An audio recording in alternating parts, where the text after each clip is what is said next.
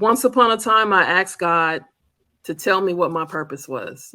And he told me that my purpose was to help young girls. And I think that my avenue is track and field to help these young girls. He made a new purpose a couple of years ago where that included boys, where I was not even, that was not on my radar. But now it's young boys and young girls. Welcome to the We Got Problems podcast with co-hosts Curtis G. Martin, Rhonda L. Brown, and Caliph Johnson Sr., the one and only podcast where solutions get discussed to our community's everyday troubles. Each week, you will hear mind-blowing conversations and actionable tips and strategies that you can implement in your daily life to become more effective. We got problems and we got solutions. All right, you guys, welcome to the show. This is We Got Problems, the podcast. I'm Curtis G. Martin, and I'm here with my co-host, Rhonda L. Brown. Hey, everybody. And I'm here with my second co-host, Caliph Johnson Sr. Peace, y'all. How y'all doing? So, you guys, we got a special guest in the house today, Miss Sanoma. Miss Sanoma, why don't you tell the people who you are and what it is that you do? Good morning. First of all, thank you for having me here.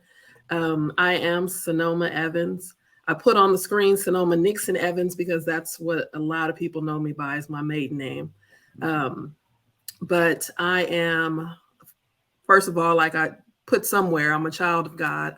I'm a mother, a wife, a track coach, a friend, a sister. I'm all of those things. Somehow I got to manage to put it all in. But what I currently do is I am the head track coach of the Los Angeles Jets track club. So that's what I do here in Los Angeles and the surrounding areas. So what made you want to be a coach? Well, I started running track when I was 10 years old, coincidentally for the Los Angeles Jets.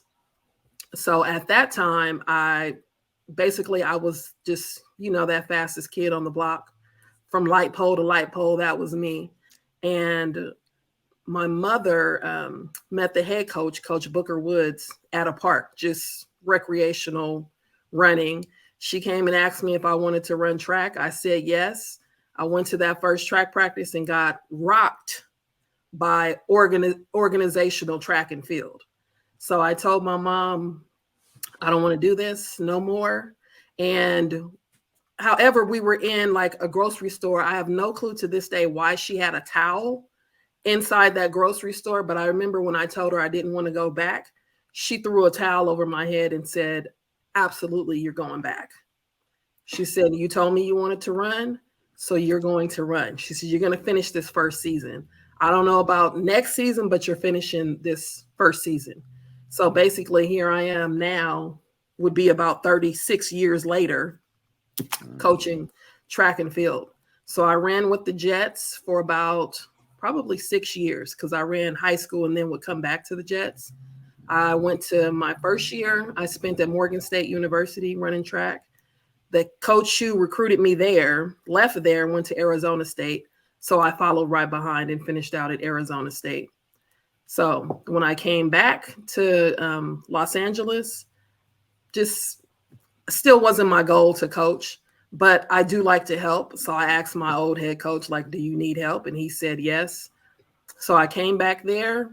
Started coaching there. I coached at Morningside High School. I coached a year, a year of junior college. And I was trying to figure out at that point, do I still want to do this? I had gotten married. I think I had a daughter by that time. And I just said, I'm just going to be a regular person, whatever a regular person is. And I tried that 3 times, this regular person lifestyle. And each time there was a friend or an old coach or somebody who called me back. So I just said, okay, God, like this is what I'm supposed to be doing. So let me just stop playing with it. So now I've been coaching. I think this next season will be 26 years. Oh, wow. Wow. What are your core values as a coach? So for me, and I don't know if this has anything to do with how I was raised, but I was raised by a single mother. My father was very much in my life, but primarily I was raised by my mother, and she is from Shreveport, Louisiana, and she played no games, none whatsoever. So I thought at the time I had a super duper like strictest mom. in the whole world. It took me to go away to college to realize, like, okay, now I see why my mom was the way that she is, because everybody was going nuts in college. And then I think what also helped me is that my first coach, Coach Woods, was a deputy on the sheriff's department. Coincidentally, my high school coach, or one of them, was a police officer for Anaheim Police Department. And then my other high school coach was a teacher at the school. But with these coaches, they were very strict. They followed the rules. I have never been on a team where they played in the gray area. If a rule was a rule, that's kind of what it is. And what I learned from all of my coaches is dedication, loyalty, time management, just being sincere and being open. So those are some of the things that I try to teach the kids just about life. Like, track is so much more than running fast or jumping high. It's so much more than that. Like, I have kids who come back many years later who are like, because of you or because of the organization, like, I make sure I'm at work on time. Or when I think that I can't do something, I just think back to that famous April workout that we have. I won't call its name, but that famous workout we have every year. And because of that, I can push through. When I thought that I couldn't, I knew that I had, 20% more than what I had. So those are just kind of some of the things that, I kind of live my life by. I try to live right, and I try to teach the kids to do the same. Okay. How do you view the relationship between academics and athletics with your athletes? So I think it goes hand in hand. And one thing I will say that I am guilty of is I don't think that I push the athletic part as much as, the academic part as much as I should. I've had a lot of thoughts over the years, but just didn't quite really put it all into play. I did, however, this year start requiring report cards at the beginning of the season. We used to always do it at the end of the season, and whomever has a 3.0 or higher historically has gotten like some special or an additional award at the at our awards banquet. So that was kind of the push. But this year, or this past season, I said, let me see those report cards as a part of registration, so that I know which kids I need to have some special conversations with, and which parents, because a lot of the parents, they try to hide that kind of stuff. So I'm looking for some ideas on how I can push it a little bit further. But I will get in somebody's business. I will put a form together for every teacher to sign for you every day if I see that you're not doing what you're supposed to do. And I will show up at somebody's school. Facts. That's good. I have time. So you brought up parents.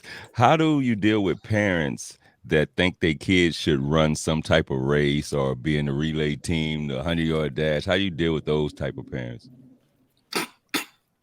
We're going to have to add a whole nother podcast. So we try to keep it honest. We try to keep it really honest. So the kids that are on our relay, I have one of those right here. Watch right here. Yeah. I try to keep it super honest. And it really is based on how I came up with the Jets and how Coach Woods did things. And there's not a lot of things that I changed. So basically, we have a runoff for the relay. And the fastest four, that's who makes the relay. And we do that periodically, at the least once a month, but we try to go a couple of times a month so that you're not on there in March and think that you're on there at the Junior Olympics. We got to keep you honest too. So you have to work to be able to stay on that relay. And so one of the famous things of the world is that the clock don't lie. So that's basically what we go off of. I've been on some clubs myself where, actually it was high school, where we didn't have runoffs, or at least we didn't have runoffs when I got there. and somebody thought I shouldn't be on the relay, and I knew for a fact I should be on the relay. So I just said, let's go. Like, let's line it up. Yeah, let's line it up. And guess who won the runoff, but wasn't really even a sprinter? I was a hurdler. But that's how you keep people honest. I don't even want you to guess at what's happening or who should be there. We gonna run it off. Hey, so I guess now I got a little two parts to that. So what about the ones that my kid got a bad start or he jumped out front? Hey, they can try again next time. Okay, exactly. That's good. It's not the last runoff, unless we at the Junior Olympics part, then or where we're trying to qualify for the Junior Olympics. If there's something legit, even this season, there was some kind of situation. We did it at a track meet. That's what it is. So they weren't lined up together. But again, you're running against the clock anyway. So it's the fastest times. Yeah. So we did have to do an additional runoff because another athlete on another team, ran in somebody's lane.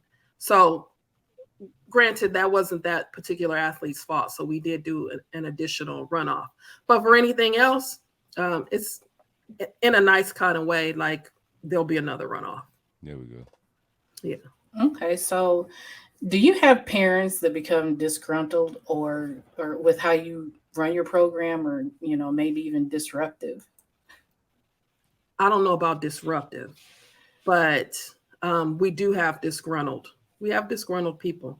In the beginning of the season, I try to be really, really clear with what I'm saying. I don't talk a lot at all, like not even close. I try to say what I can say with very few words. A lot of people like to interpret that as me having an attitude or something like that, but I'm super introverted. So too much conversation actually takes a lot of energy out of me. Caliph personally doesn't care about my introvertedness at all. Never. So, you're my big sis. How can I? I would treat you like my big sis. I don't know how else to be.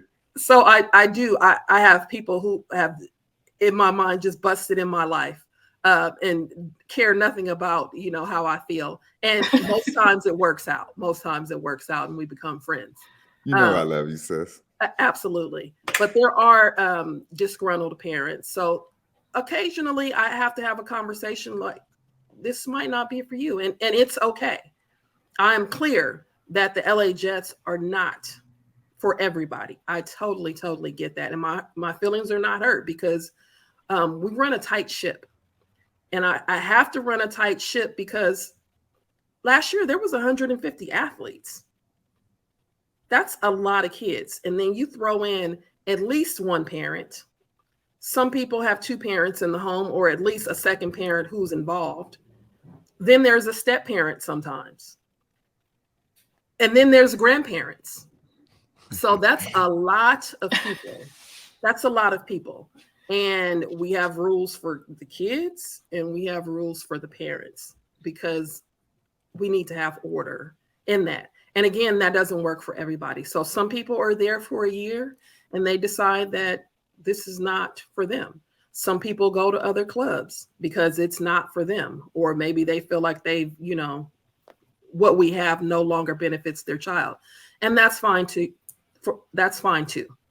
So just for me, I'm like, wherever you're going to go be happy at is what we need, because I don't need disgruntled people and unhappy people there, because you'll just kind of taint the group. And then other people are unhappy when they don't even know anything about being unhappy about a situation.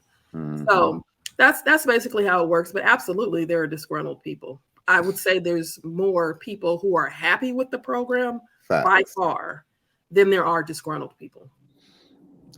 For example, I say this publicly, I definitely modeled my club around Sonoma, how they do their organization over there, the way they work with their parents, the way they work with their athletes is second to none. So I definitely model my club just like them. We sit next to each other at track meets, everything. So our parents are totally cool. They have some of the best parents in our whole region. And mind you, Southern California has one of the biggest regions in the country. And she's really not, she says a couple of her crowns that she's worn, but for the last, 10 years. How many years did you hold the youth chair seat? 8 years. She, anything that went on in Southern California track and field, she was who you had to go see. So she holds a lot of crowns while holding the biggest club. And for a number of years, she had just a female team. Like, you don't understand what it is to see 150 little melanated girls jump off a bus, loud as ever, running around the track in order. You've never seen an army before until you've seen our girls pulled up on those coach buses and they step off for nothing but business. And they not just getting off, just running average time. They competitive with everybody in the country. She's being modest right now, but we're back to the interview. Okay. Do your athletes practice in the off season, or do you guys even have an off season? So we do. We do actually have an off season.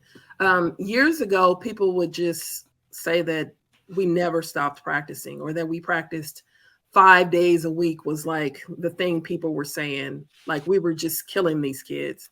But we do have an off season, and most kids take that off season sometimes to do other sports, or to just relax until it's time to go again. So the end of the season for kind of the more elite athletes is the end of July. And then we start back in usually December. There is a cross country team. So those kids are off maybe 3 or 4 weeks in between the two seasons. So those kids do that. But as an organization, we do not do like any kind of like conditioning or strength or stuff like that, because we believe that they need to rest.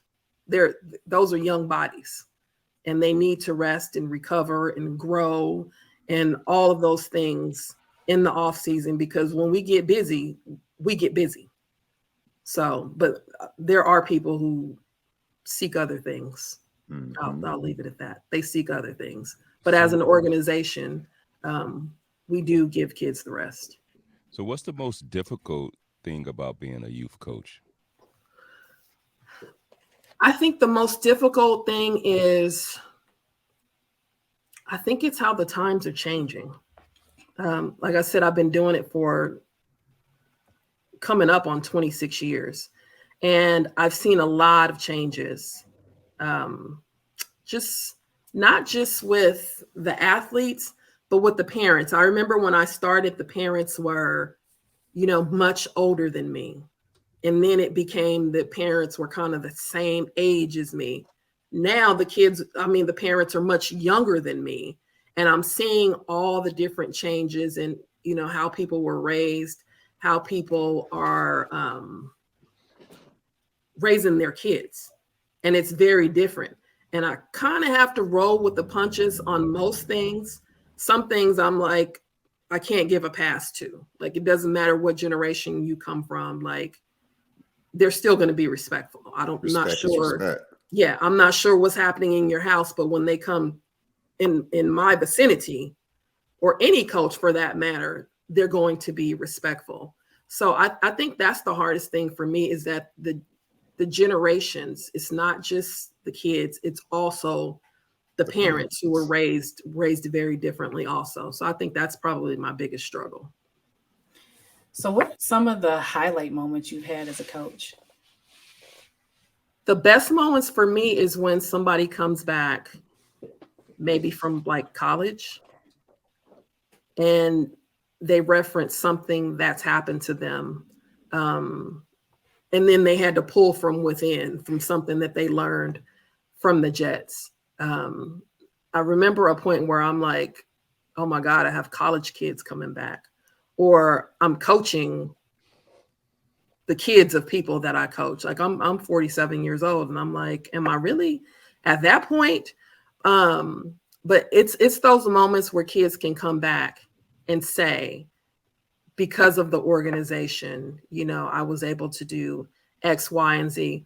Or when somebody calls me out of the blue to talk about a problem that they're having, whether it be like a current child, but more so like somebody maybe I haven't talked to in 5 or 10 years, because they still know that they can come back and talk to me about anything.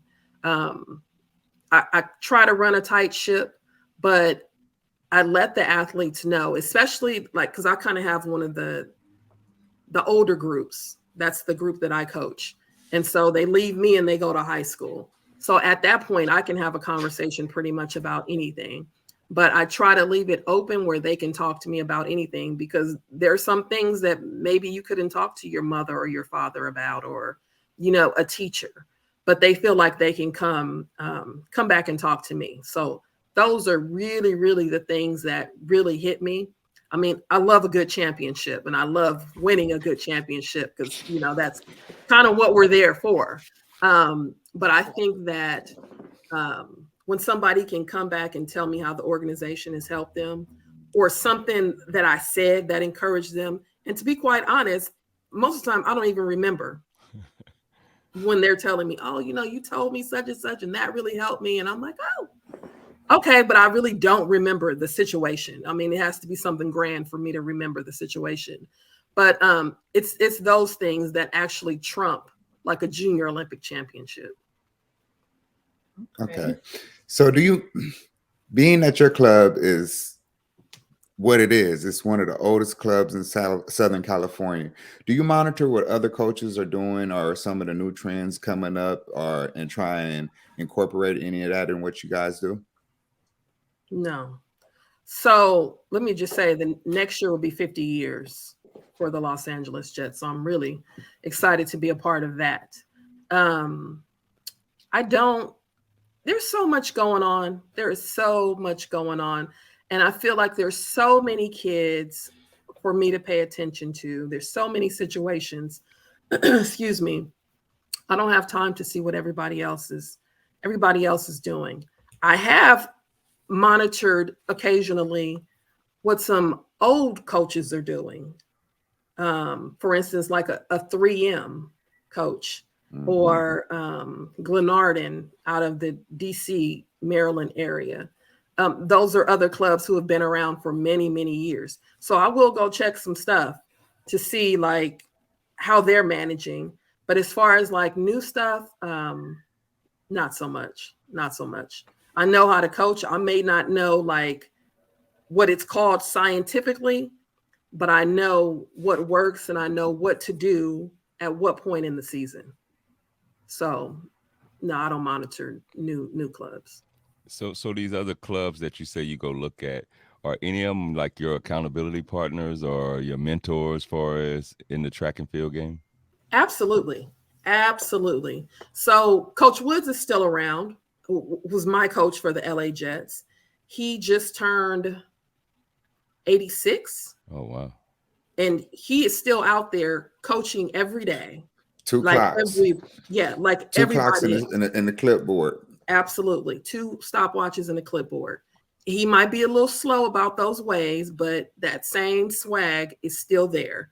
So I still have him to go to, although he kind of put me in a box when I became the head coach. I've been the head coach since 2014. And I would go to him like, well, what do you think about this? And what do you think about that? And he was kind of like, whatever you want to do. And I'm like, oh, no. I didn't know we were doing it like this. But that's the way he was making me learn how to do things. So I wouldn't call those other teams accountability, but absolutely mentors. Absolutely. I can get on the phone, a text, an email, and just ask for a little advice, or how you guys doing this, or how you guys doing that. And it's all love. And these were coaches who were coaching when I ran track. Mm-hmm. So veterans. Yeah. And then I have I told you guys I'm introverted, so I don't really fool with a lot of people. But I do have another group of people, and Caliph would agree. He doesn't know these people, but Caliph walks around calling everybody queen. So my little friend group is called Track Queens. And so that's 3 other female coaches. One is a coach here from Quiet Fire. One is in Arizona. Mm-hmm. We have a special bond. We were LA Jets together. We ran track at Morningside together. And we ran track at Arizona State together, and we're roommates. She has a club in Arizona. Then I have another friend who was in LA Jets. She has a club in Seattle. Mm. So we talk very often, run things past each other, build each other up. Absolutely. Because we all have our struggles as Black women, and then Black women coaches in the track world. So yeah, I definitely have like a core group of people. So if I'm struggling with something, it's not for too long. There we go. With everything you have going on, how do you balance work and family life? So work is the LA Jets. Work is the LA Jets. I worked for the sheriff's department for 13 years. I was what's called a custody assistant, which doesn't sound like much, but I was a supervisor of inmates with absolute direct contact, just like anybody else. I've had to do some force reports and things too. So I was in the mix in there for 13 years. I stopped doing that. My mom had a stroke back in 2009, pretty severe. She's still here, but it took a long time for her to recover. So after a year, I was still, running around and taking her and to therapies and things. So I just, at that point, my husband and I made a decision. We're like, we still have a roof over our head. We're still eating, like, we're fine. So I resigned and didn't go back. So, but the Los Angeles Jets takes up a major amount of time. Caliph mentioned that I was the youth chair of Southern California. That took an amazing amount of time. There are close to probably 100 youth clubs here. At least. And that's not even counting all the unattached kids that run that you got to go through. Right. So to go along with my own club, I kind of was responsible for track meets and making sure that everything stayed safe. Everything was fair. People were doing what they were supposed to do. And that took up a lot of time. There's a lot of meetings and things. And I'm a wife also. I have two daughters, a 20-year-old and an 11-year-old. My oldest did run track for a bit, but she more focused on soccer as she got older. My youngest wants absolutely nothing to do with track at all. Won't even let me teach her how to do anything. She plays soccer. And then I still help care for my mother. So somehow it works. I don't sleep well, but I woke up this morning. I get some sleep and I manage. So it's hard, but it's absolutely doable. So, okay, this is what we call our rapid fire part. So we ask about probably 20-minute response. 20 seconds. 20-second. Thank you. It's gonna be a long conversation. 20 minutes. Right.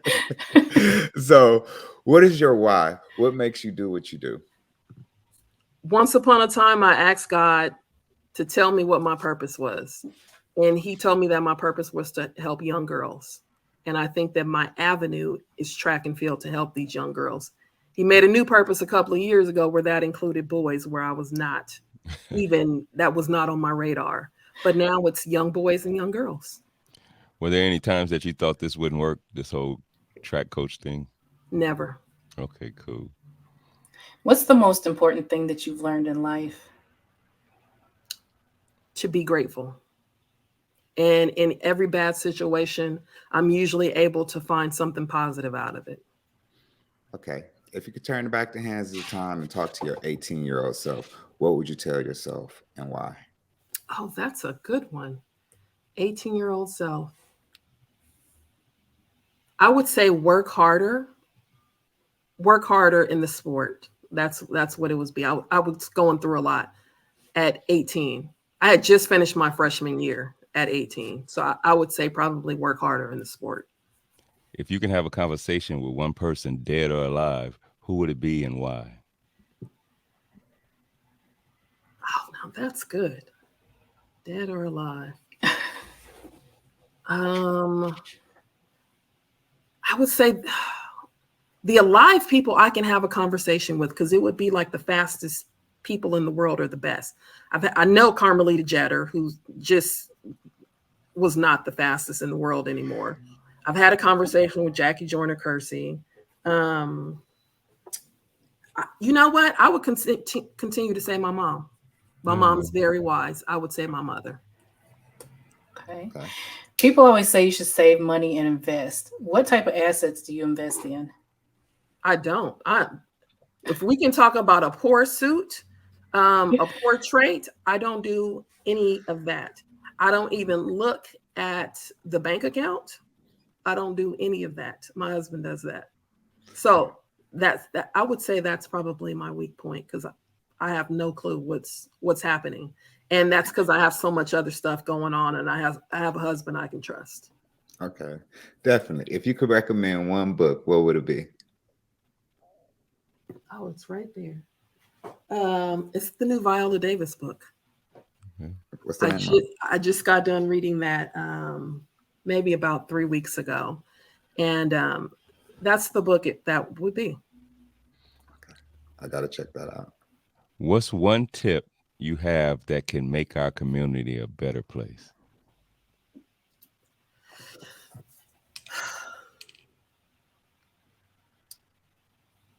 Stop being so angry.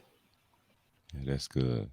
Yeah, stop being so angry. And I understand that people have traumas and things that they're dealing with, but stop being so angry. Like the world is much better if we could just figure out how to work through those traumas.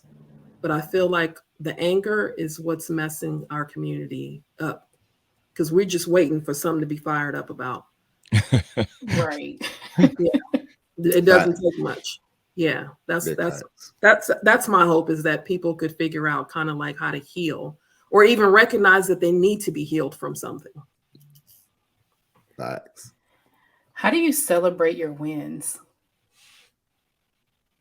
I like to eat. I like to see children excited. I like to give a lot of hugs. Um, and just the feeling inside knowing that I have made a difference and what I did um, will help somebody else in their life, that they can think back to something that I did. That really fills my heart a lot. Okay. So wrapping it up, how can the people find you if they want to get their son or daughter out and find your club? How can the people find you? How can the people learn a little bit more about what it is the LA Jets do and what you do as a coach? We do have a website, and it is simply lajetstrackclub.org. And then we are on Instagram. It's just _ LA Jets. All right, so we're at the part where we're going to close this out, but what's one thing, Sanoma, that you would want to leave the people with about track and field or about having their kids in sports or just in general, what you want to leave the people with? Leave the kids alone and leave the coaches alone. There If we you go. have your kids on a club, let the coaches coach. Don't add anything to it. Just simply be there as support. One of the things that we talk about a lot is that if you're telling your child something and giving them tips and the coach is telling them something, they could not be the same thing. And then the child is left confused on what it is they should do. So either let the coach coach or take them somewhere where you can coach them or on a club where they allow that to happen.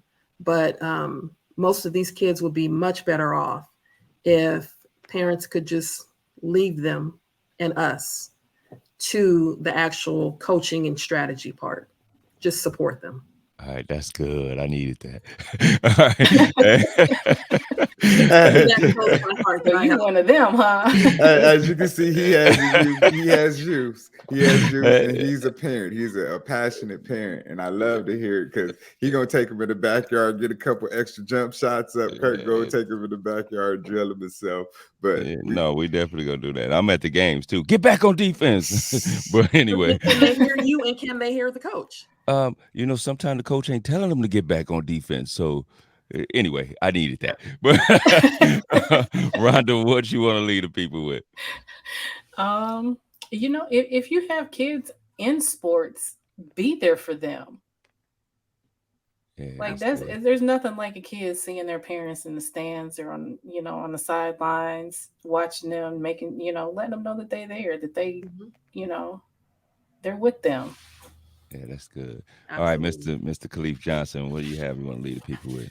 Oh man, I definitely want to leave the people with this is a phenomenal queen right here. She's been doing this for a lot of years, and I really thank you for taking your time out this morning and sharing your gifts with us because you've been affecting a lot of youth life for a lot of years in a positive way, and we need to celebrate these type of accomplishments and give you your flowers while you're here. A lot of people want to wait till you're gone. I know you stepped down now. I saw how quick you handed that. I saw how quick you handed it over. I saw it. I was there. I saw it. You handed the chip over quick when you handed the crown over. But you're still in it and you're still focusing in on your club. And I just want to thank you for what you do for our community and what you teach those babies over there because you built some really solid individuals and you do a lot of good work in this track and field world. And I just want to thank you. Thank you. I appreciate that. And thank you all for having me. I really, really enjoyed this. Yes, ma'am. Thank you, Hey, sis. so I'm gonna tell the people, of course, thank you for coming on the show and thank you for doing what you do.